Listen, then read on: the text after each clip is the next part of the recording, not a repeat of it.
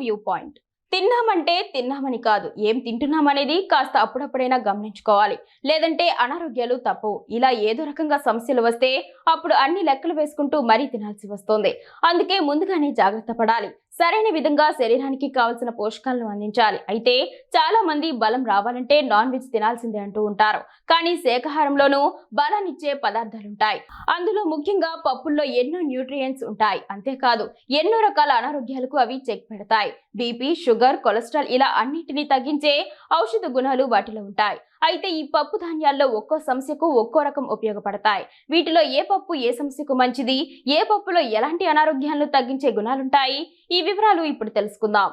దీన్నే ఎర్రపప్పు అని కూడా అంటారు. పేరుకు తగ్గట్టుగానే ఇవి ఎర్ర రక్త కణాలను పెంచడంలో తోడ్పడతాయి. హిమోగ్లోబిన్ లెవెల్స్ తక్కువగా ఉన్న వాళ్ళు రెగ్యులర్ గా ఈ పప్పు తింటే చాలా త్వరగా ఫలితాలు కనిపిస్తాయి. కేవలం బ్లడ్ లెవెల్స్ నే కాదు, ఎర్ర కంది పప్పు తినడం వల్ల ఐరన్ లెవెల్స్ కూడా పెరుగుతాయి. ఐరన్ డెఫిషియన్సీ తో ఇబ్బంది పడే వాళ్ళు రెగ్యులర్ డైట్ లో వీటిని చేర్చుకుంటే మంచిది. ఇందులో నాన్ హీమ్ ఐరన్ తో పాటు ఫోలేట్ ఉంటాయి. ఇవి ఎర్ర రక్త కణాలు ఏర్పడడంతో సహాయపడతాయి.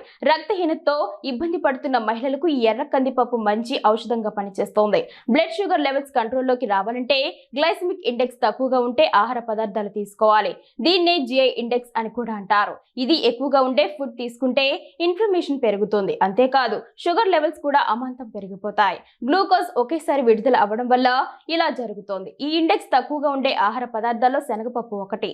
ఈ పప్పు తిన్నప్పుడు శరీరంలో గ్లూకోజ్ చాలా నెమ్మదిగా రిలీజ్ అవుతోంది. శనగపప్పులో ఫైబర్, ప్రోటీన్ అధికంగా ఉంటాయి. ఇవి ఇన్సులిన్ సెన్సిటివిటీని పెంచుతాయి. బ్లడ్ షుగర్ లెవెల్స్ ని కట్టడి చేస్తాయి. బోన్ డెన్సిటీ పెరగాలంటే రెగ్యులర్ గా మినపప్పు తినాలి. ఇందులో కాల్షియం అధికంగా ఉంటుంది. ప్రతి 100 గ్రాముల పప్పుకి 138 మిల్లీగ్రాముల కాల్షియం ఉంటుంది. దీంతో పాటు ఫాస్ఫరస్, మెగ్నీషియం కూడా పుష్కలంగా ఉంటాయి. ఇవన్నీ బోన్ డెన్సిటీకి తోడ్పడతాయి. వయసుతో పాటు వచ్చే ఎముకల సమస్యలను దూరం చేస్తాయి. ఇక చెడు కొలెస్ట్రాల్ ను తగ్గించుకోవడానికి పెసలు చాలా ఉపయోగపడతాయి.